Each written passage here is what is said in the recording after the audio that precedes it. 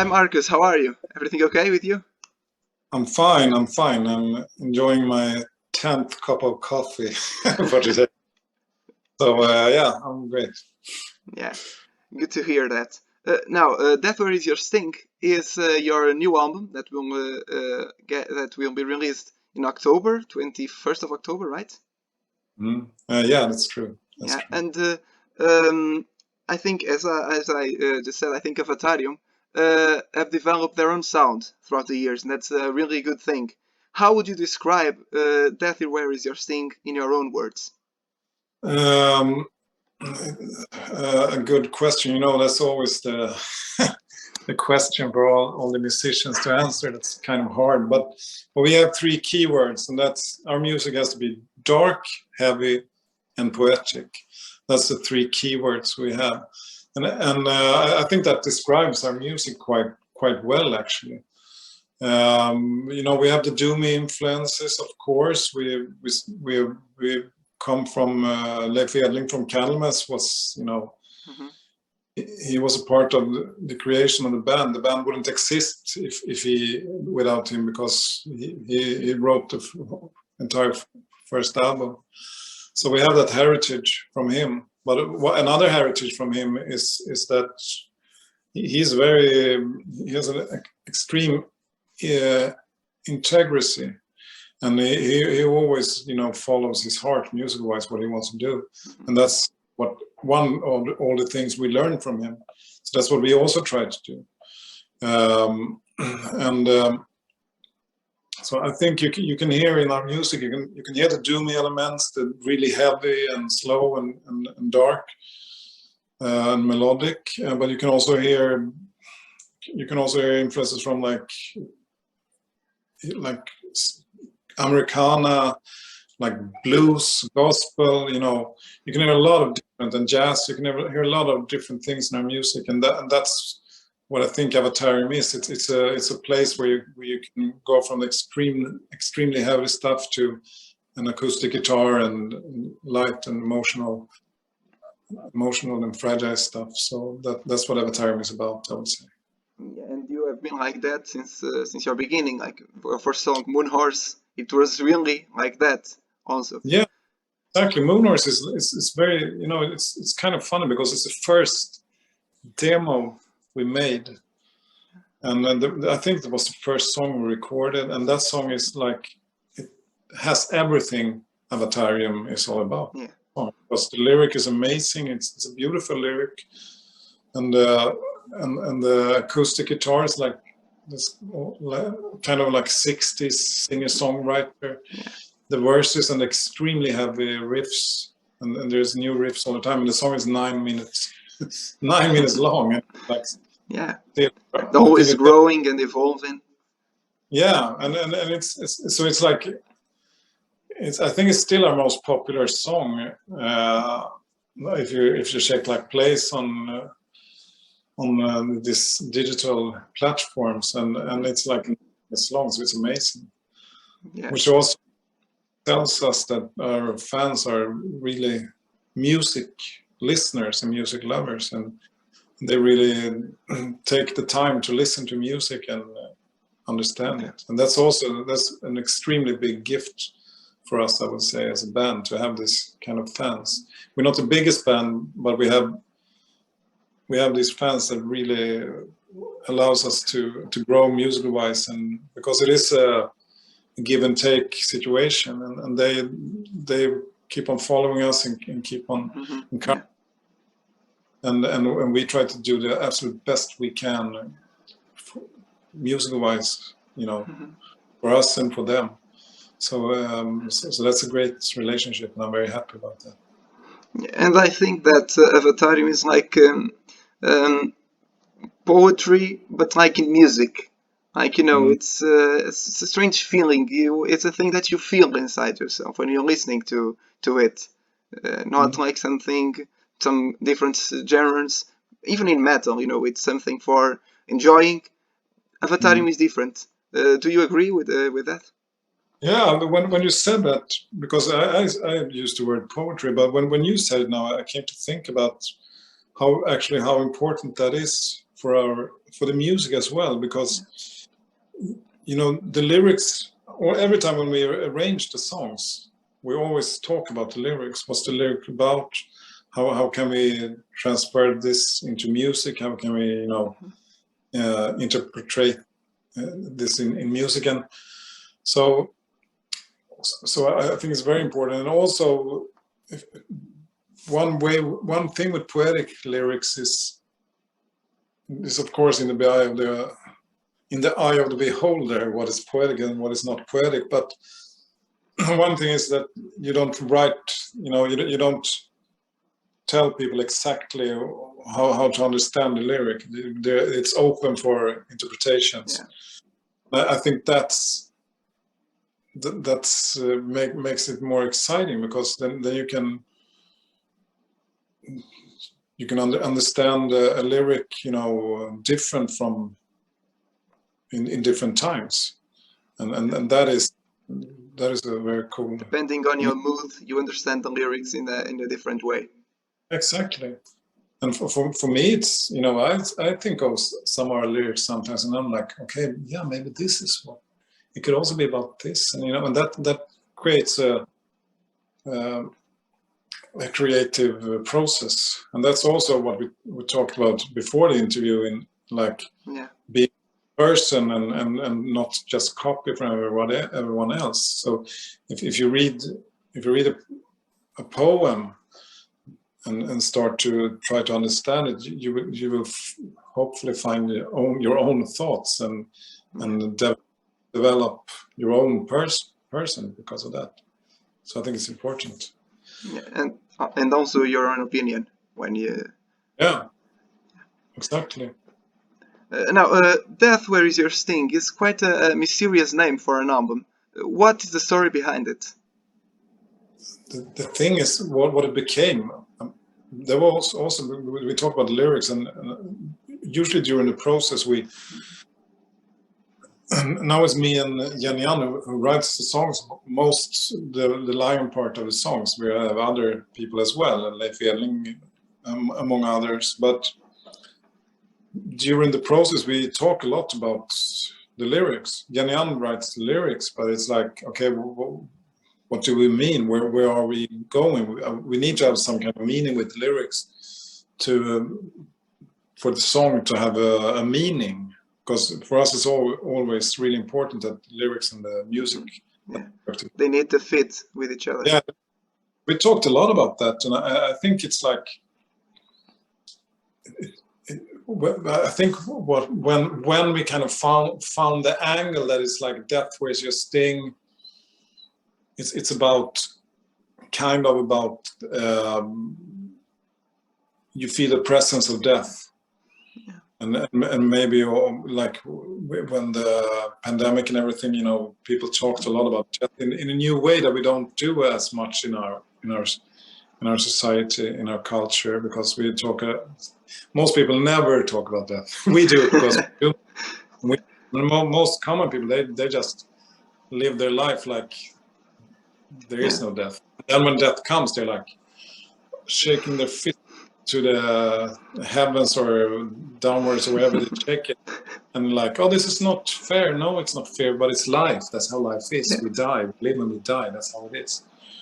And I want to live as long as possible. But anyway, but all of a sudden people, and then there's also everyone was panicked because of the COVID pandemic, and there was a really weird vibe everywhere, I would say. And I don't think I was better than everyone else, but I was also kind of shaken by it. But anyway, everyone was. I think so. But anyway, so the presence of death, but you survive. You survive. I know your presence. I know you walk beside me. I know someday I will die, but I will not die. And now I will live. And you didn't get me this time. And I will live, and I will do the best I can of the days I have. That's kind of the idea with that lyric. Yeah, I know you're here. You didn't get me this time. Better try next time. Yeah, exactly. So there's a little bit like, I know I'm in your calendar. That's what she sings. Nah. So, but we have to live. I think, to me, being aware of the presence of death makes me take care of every moment more, because that's a challenge. It's not easy to live, like when you see a child. I have a four-year-old kid, and when I see him play with his things, and he can play forever, and then when I say we have to do other stuff now, he's like, well, we just started playing, and we that's living, when you are so interesting, and music can be like that many times as well. Or when you talk to a really good friend, or you're with your loved one, some in life we experience these moments when time just flies, and I think that's when most alive. And I think we should aim for being like that, because then we're not hateful, we're not resentful, we are loving, and we are in the moment. That's when I think that's where we should be as humans. Yeah, that's completely true. I agree with that. Now, continuing on the lyrical aspect, you also have a song that's kind of dedicated to your hometown, to Stockholm, right? Yeah. What does that song talk about? That song will be released tomorrow, actually, as a lyric video, and the song is it's inspired actually by a very tragic thing. A friend of ours who decided to end his life. So that's what it's. The inspiration for the song, I would say. So it's a story about Stockholm, or it could be any city, actually. Where like in our time, like Stockholm is it's a beautiful city. It's I don't know if you've been in Stockholm, but it's one of, like we have so many beautiful cities in Europe, and Stockholm is really one of them, and we have all this wealth, and all these fantastic things. We have food, we have homes, we have peace, we have everything, but still here you can walk and feel totally alone, and being chased by demons, so to speak. And I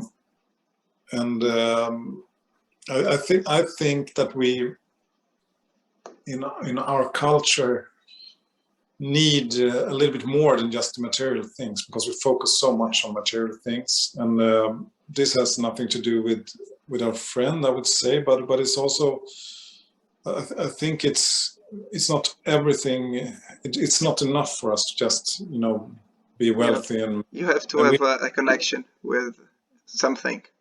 Yeah, really. And to me, that's the older I get more and more interested in spiritual thinking, and whatever you want to call it.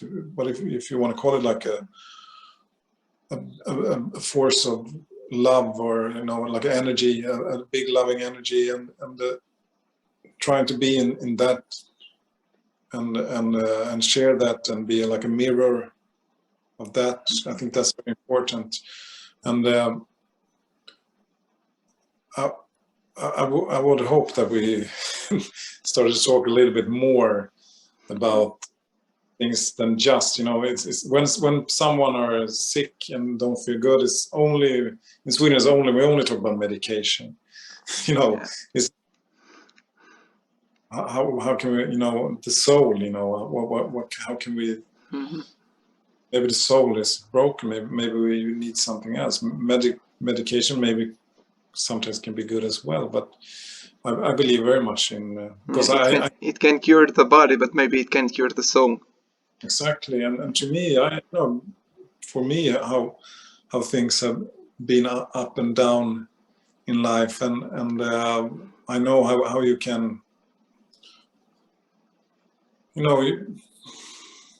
depending on what you focus on, you feel very different, I would say. And Yeah. so yeah, but that's a long answer what the song is about. But it's mainly about loneliness. How it can be lonely in a wonderful place, but you can still feel lonely and sad and depressed. But it's also, I think it's, we talked about it yesterday because it's going to be released tomorrow, me and Jan, and it has hope. The song, to me, it has hope. Yeah, it's a tip. I think it's yeah, I think it's a typical Avatarium song. Even the song and the lyrics too. It's not straightforward. It's kind of kind of reminded me also of Moon Horse. Because of the riff and then the calm part. Yeah. I think it really represents your sound. Thank you. Yeah, I think it's, and the main riff on that song is actually written by Leif Edling, who wrote Moon Horse. Yeah. So it's yeah, and we were very happy that he's a part of that. Co-wrote the song with us. So it's one of my favorites. It's very. It means a lot to me, that song. So yeah. And I think now, speaking of the riff, I think that riff reminds me a little bit of Bird of Prey. Kind of. Prey, yeah, maybe. That's probably true. Yeah. It's a little melodic, and it is. I would say it's a typical Leif Edling riff. Yeah. It's like he's master of riffs, And the thing is, we had the song, and I felt, okay, this song should start and end with a doom riff. Mm-hmm. Wrap it all together, or what do you want to say? To have I don't know how to say it, but so I was like, I played the song for Leif. We played the song for Leif. Could you write a riff here? Because it would be so nice to have it part of the album. And he came back like a week later or something, because he's very concerned about things. He doesn't just write a riff and then here's a riff. Yeah. He wrote a riff, and then he came back a week or 10 days later, and he said, yeah, I wrote this riff a week ago, and I've been listening to it for a week, and I still think it's good. So if you like it, use it. If you don't like it, I'll write another riff for you. But we loved it. It's a great riff. Yeah. Now that we are speaking of Leif Edling, there's one song in this album that I really find curious. That's "Psalms for the Living," and it kind of reminded me of Candlemass "Psalms for the Dead." Can you see this as a B-side to that album? Yeah, it's of course it's a wink, or what do you say, to his Songs for the Dead album with Candlemass. And the thing is, we felt it was a good title, because that song is really about what we talked about earlier, I would say, about being aware of the presence of death to live. And in a beautiful way. I think the lyrics are beautiful. So I think it was it's a celebration to life, I would say. And then "Song for the Living" is a hi to Candlemass, but it also means a song for the living, because it's a celebration of life. Yeah. It is, and so it follows the story behind the album. It's really, really interesting, and also the songs fit with the lyrics, right? For example, a song more doomy song will have a more depressive lyrics, something like that. Well, excuse me. What do you mean? I didn't get. For example, how can I explain this? A happier song will have happier lyrics will have a happier song, for example. It doesn't necessarily have to be like that, I would say, because sometimes it can be very, very nice I don't think we have like really happy lyrics anyway, but yeah, yeah. It's just an example, but not happy in that sense. Like depends, but they can be hopeful and trying to bring out courage and the thing to never not give up, to keep on doing what we do as humans. But I think if you mean that the music and the lyrics inspires each other, that's really true. So that's how we work. That's how we do the arrangements, and music and lyrics has to be, they have to work together. Sometimes you can have a great melody and you have lyrics that doesn't work at all. And even if the lyrics are, something that I care for and feels like, wow, this is a good message, or this is a fantastic story or whatever. Even if it would be that, if the lyrics and the phrasing and the melody doesn't work together, we're not going to use it. It's not going to work. No, so everything has to be in symbiosis, and we are very concerned about that, and I guess that's why one of the reasons why it takes some time to write the music.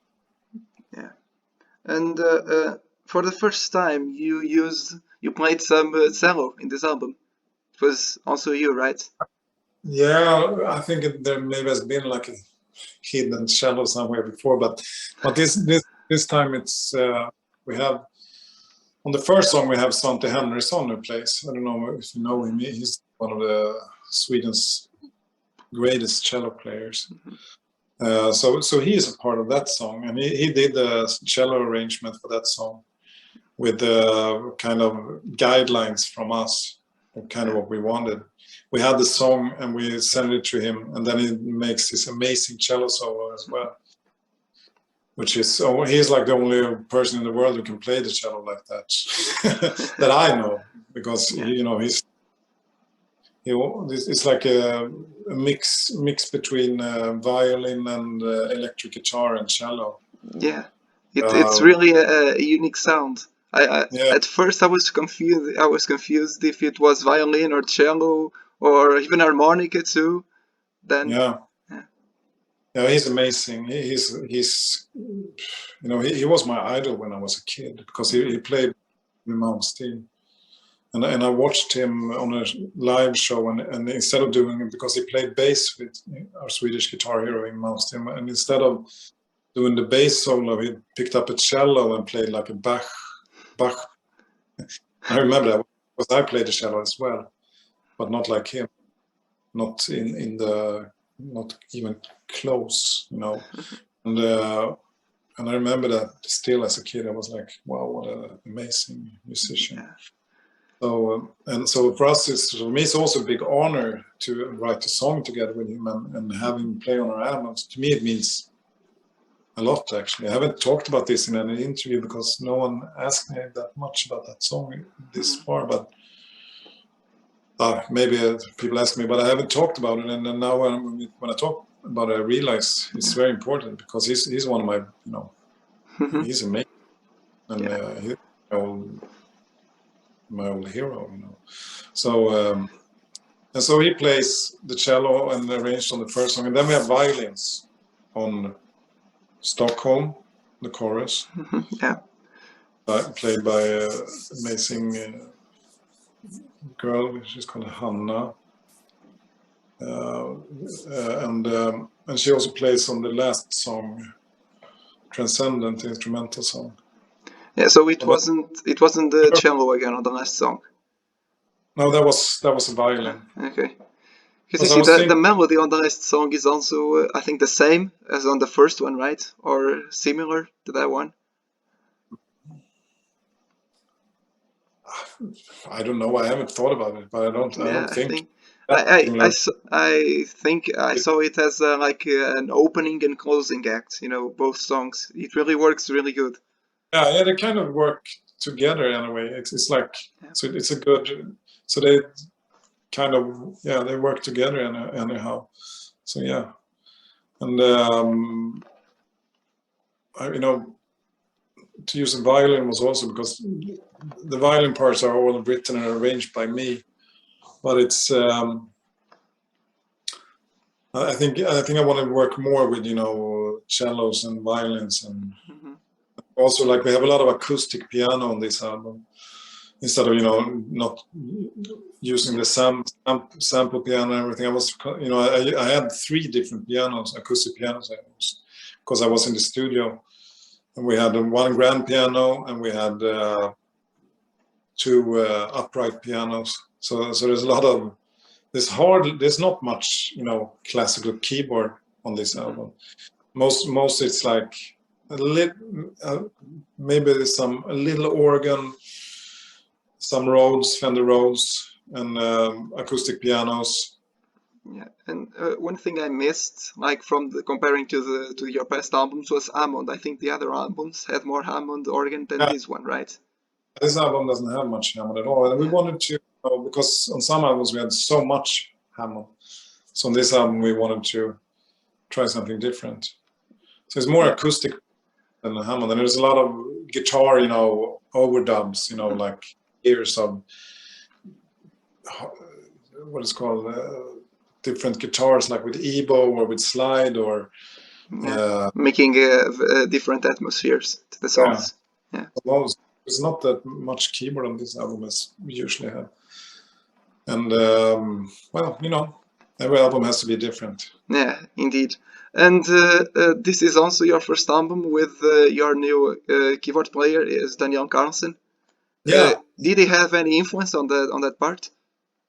Yeah, he's been as an influence. I wrote most of the parts he played, and I also play some piano, some of the piano. And Jan plays some piano, but he also plays some. He's a great keyboard player, but also Rickard Nilsson, who played on our previous albums. He actually plays on Mother Can You Hear Me Now, because we co-wrote that song with him. So on that album, on that song, is actually a lot of keyboards, even though the guitars are usually louder in the mix. But so that song is the exception. On that song, there's a lot of keyboards, because he co-wrote that song with us, and he did this arrangement of keyboards that I really liked, so we used that. Yeah. And why did he leave? Why did he leave the band? He's still a part of the band, I would say. I don't think he left the band. But the main reason is that he don't want to tour. So we can't, you know, have a keyboard player that wants to tour. We don't tour that much, but we need to be able to go out and tour, you know, a few weeks every year in a way. And he doesn't want to do that. So that's the reason. And you know, he's one of my best friends and one of the best musicians I know. So, and he's still once again, he's still a part of. I just got a text message from him the other day. It's like he just loves the album, and he's a great guy. Yeah. Now that you just mentioned "Mother, Can You Hear Me Now," I think on that song you did one of the most amazing solos that you ever did. What inspired you to write that solo? It's fun with this solo, because we wrote the song. It's like this song is in like 2 parts, I would say. So we wrote the first part together, me, Jan and Rickard, and then the second part I kind of wrote. And the second part is almost all filmed with the solo. Exactly. And I was like, I felt like we need to have a great guitar solo here, and we need to have a great solo. Okay, and probably it should be a guitar solo. I think I had an idea maybe for a keyboard solo for a while, but then I was like, okay, no, I think it has to be a guitar solo, and it has to be great. That was the only thing I knew. I remember I talked to people about it, I talked to a good friend of mine who helped us with the mix, Matt, who did mix. I was like, I have to make a great guitar solo. He was like, yeah, that's not a problem. You just play solo. I was like, no, you know that it has to be a great solo. And it's like, because I've been playing quite long and I've been doing a lot of albums. To me, it's the same thing with my soloing as with writing music and producing music. I don't want to repeat myself and just do exactly the same things. I need to, sound different, on each album. And that's really good. Yeah, I tried to do that. That's my aim anyway. And so, but that was the procedure. I was like thinking like that and contemplating how the different angles maybe for the solo, and then I think I just tried to find a sound that would suit the solo, and then most of it was improvised. Then when I actually did the solo, that's how it came about. So it was more like I walked around. You have like a problem, you walk around it and look at it from different angles. That was more the process, like for days and maybe weeks. I don't know. It took me a long time to just, okay, today I will do it. I had to be like in the right mood.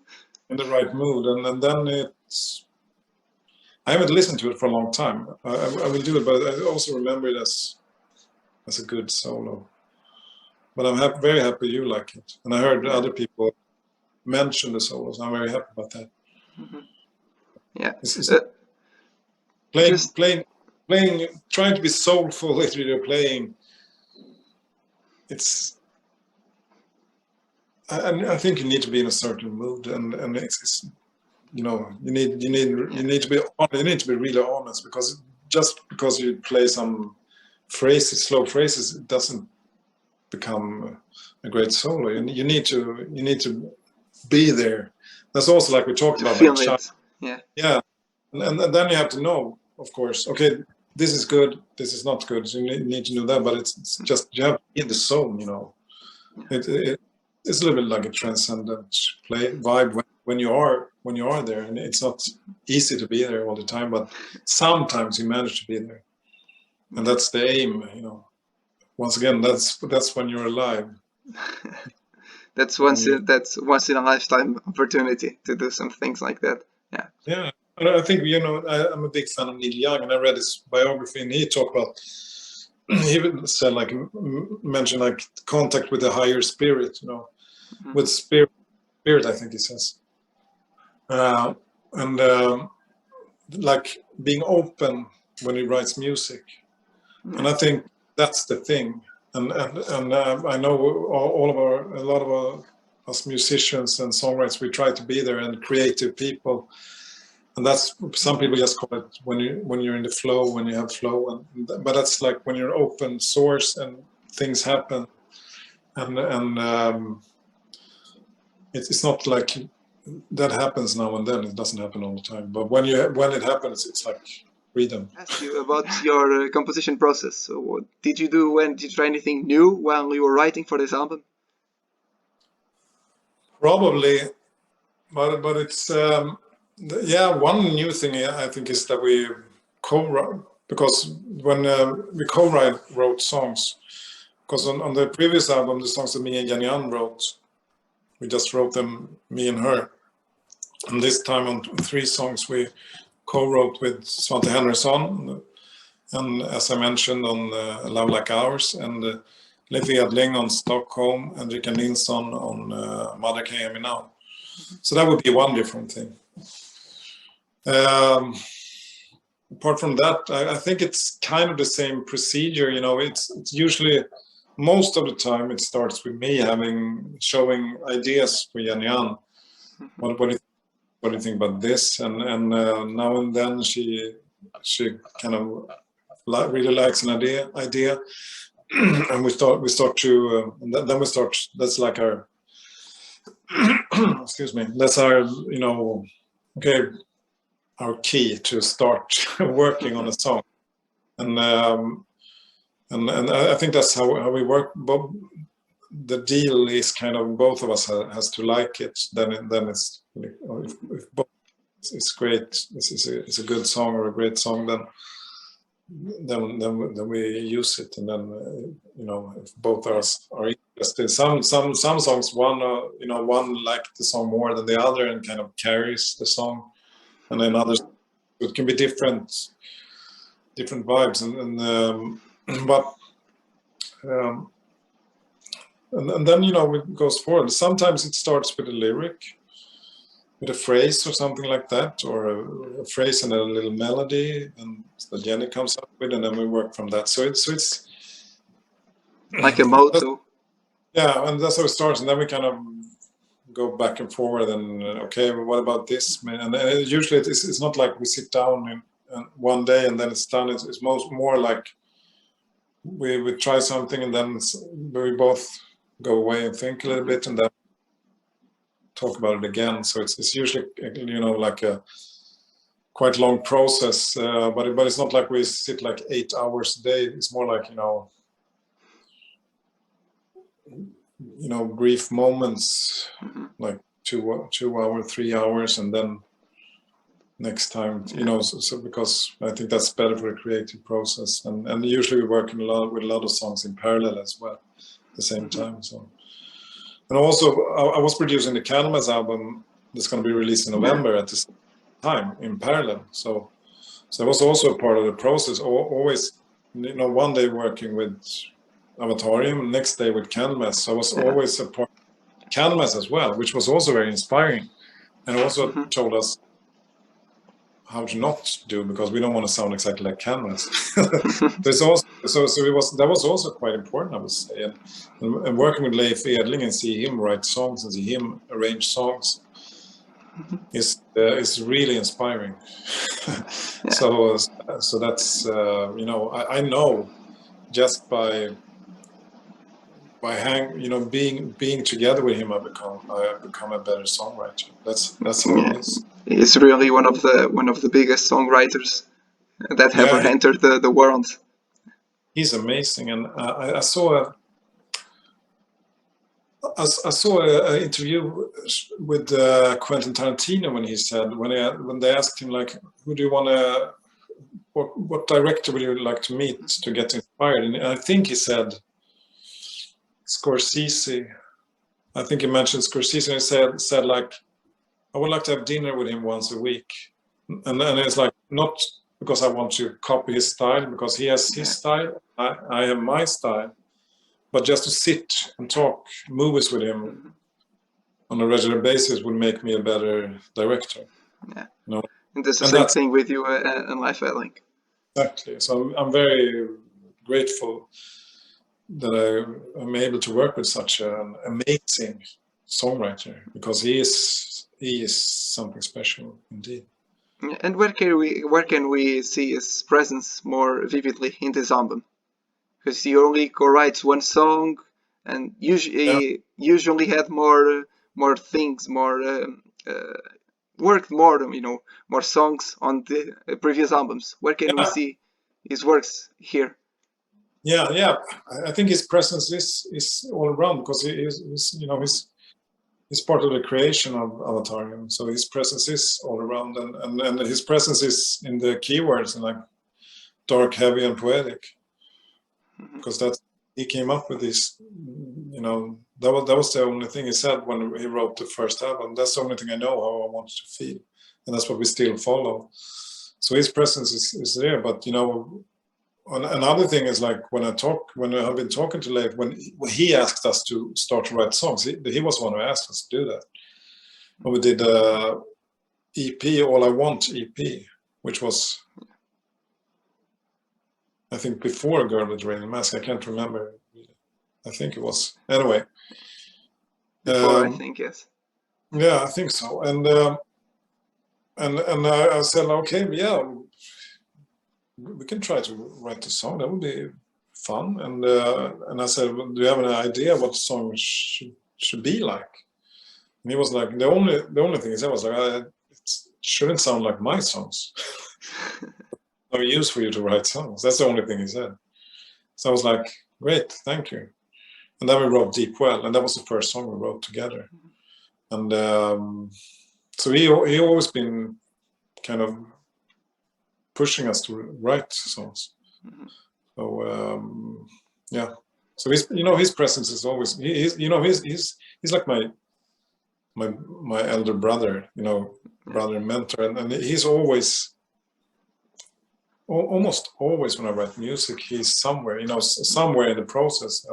And also like, okay, I at the end of the day, I have to present his music for him and stand and it's me. And I know he's very honest. So I want him to like it, but of course I want myself to like it as well. So. And it's important. It's really important that you have that friendship. It also you can help yourself and also help him growing together as songwriters and as musicians. Yeah, really, and I'm also grateful, that he has the. He chooses to work with me as a producer with Candlemass, and that's also a big. And what can you tell us about that new Candlemass album? Like I say, it's very heavy. I think it's much more heavy than the previous one. Okay. It's a great album, and it's written for the previous album wasn't written for Johan's vocals actually, because it was written for Mats Levin's vocals. Johan came in and made an amazing job anyway, but this one is written for Johan's voice, so it's even more. Johan's vocals is amazing, and they all play. I think they all, for one thing, they all play even better than they usually do. The drums and the guitar solos are amazing, and Johan's vocals are amazing. And but it's I think it's darker and heavier, and it's more metal. I would say, like really do metal. Yeah. Which is great. Looking good also, because Scandinavian Gods is a really good song too, Yeah, I'm happy you like that one. That's one is the most different song from the album, but it's still a cool song. Yeah, okay.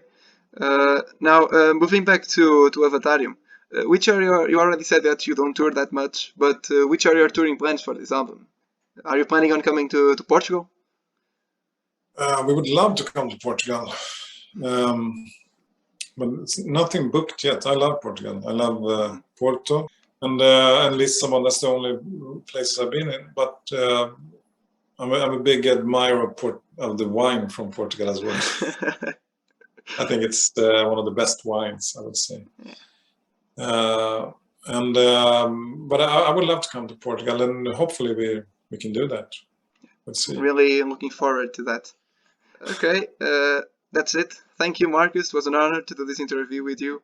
Would you like to send any message to your Portuguese fans? Yeah, the message would be I really hope we can come to Portugal soon. Enjoy meeting Portuguese people and enjoy the wine. That would be. Thank you very much for spreading the word about our music and everything. It means a lot for us. We love doing what we're doing, and we love to do it together with other people. Thank you very much.